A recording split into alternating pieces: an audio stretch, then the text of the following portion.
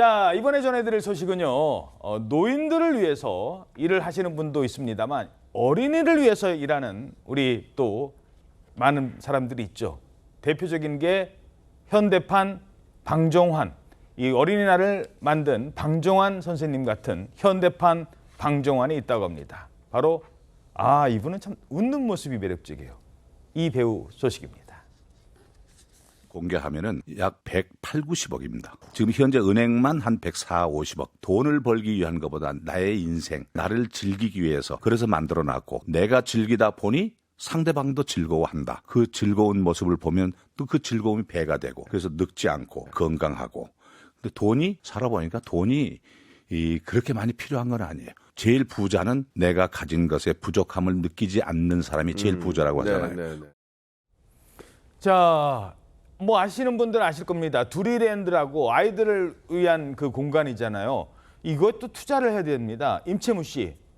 그런데 두리랜드 저 만들 때 진 빚이 한 150억 된다고 알고 있었거든요. 그 많은 빚을 했는데 그게 빚이 또 늘었다고요? 네, 빚이 계속 늘어나고 있습니다. 그러니까 임채무 씨가 35년째 두리랜드를 운영하면서 빚이 한 150억 원 된다고 여러 방송에서 얘기를 했었거든요. 그런데 3년쯤 전에 대대적인 리모델링을 한 거예요. 그때 30억 원 빚이 더 늘었고 그 외에도 소소하게 더 늘은 것 같습니다. 그래서 지금 현재는 총 빚이 최대 190억 원 가까이 그렇게 됐다는 겁니다. 엄청난 거액의 빚이 생긴 건데 그런데도 임채무 씨는 무덤덤하게 나는 아무렇지도 않은데 남들이 나를 걱정한다. 그렇게 이야기하고 있습니다. 그까지 빚 아이들을 위해서라면은 전혀 걱정 없어요.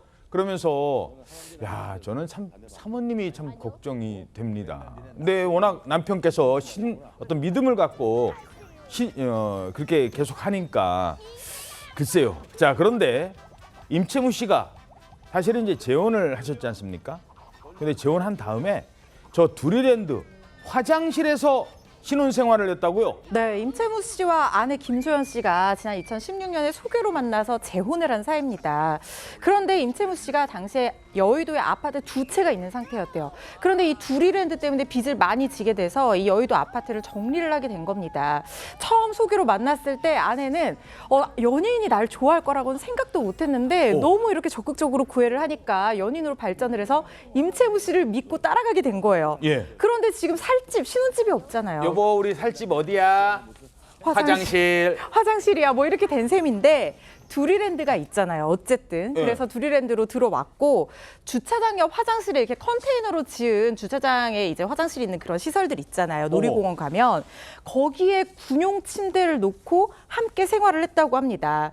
그런데 이렇게만 들으면 뭔가 신혼부부가 이렇게 아무리 사랑을 한다고 해도 화장실에 침대 놓고 결혼 생활한다고 하면 되게 서글플 것 같기도 한데 그때는 오히려 둘이 좁은 공간에 딱 붙어 있으니까 더 알콩달콩하고 재미있고 뭐 같이 이겨나가는 느낌 들고 그렇게 좋았다고 해요. 그런 고난을 같이 손 꼭 붙잡고 이겨나가면서 오히려 두 사람 사이에 사랑이 깊어졌다고 합니다. 세상에 이런 부인이 있는 겁니다. 게다가 임채무 씨가요. 아내를 만난 지 약 일주일 만에 프로포즈를 했대요. 일주일 만에 결혼하자고. 두 사람 어떻게 만났는데요? 네, 이 스토리를 들어보시면요. 임채무 씨가 지난 2015년에 아내와 사별하는 아픔을 겪었는데 혼자가 됐던 어느 날 화장실에서 임채무 씨가 머리를 염색하고 있었는데 뒷머리를 볼 수가 없잖아요. 그래서 뒷머리를 볼 수가 없으니까 염색이 굉장히 힘들었다고 합니다. 그러다 보니까 바닥이 온갖 염색약으로 막 범벅이 됐고요.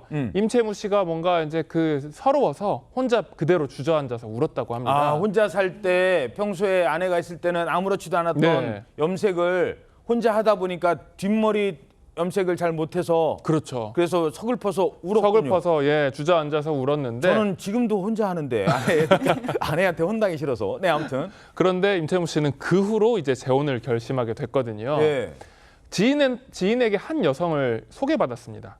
그래서 그 여성을 기다리고 있었는데 임채무 씨가 지나가던 도중에 한 여성을 보고 저런 여자와 결혼하면 참 좋겠다 이런 생각을 하고 있었다고 합니다. 그런데 그 여성이 임채무 씨에게 걸어오는 겁니다. 진짜요? 저런 여자와 결혼하면 좋겠다 했던 그 여성이 바로 그날 만나기로 했던 그 여성이었군요. 네, 맞습니다. 그렇게 운명같이 여성을 만나게 됐는데요. 너무 기쁜 마음에 일주일 후에 데이트 신청을 했어요. 예? 그런데 하필이면 그날은 문 연 음식점이 김밥집밖에 없는 거예요. 에? 김밥? 네, 그래도 좋아하는 상대고 운명 같은 상대니까 김밥집에 데려가서 김밥을 먹는데 야, 잠깐만. 이분은 첫날 만나서 먹는 메뉴가 김밥 한 줄, 네. 가서 살자는 집은 화장실. 야, 아내분이 정말 대단하시네요.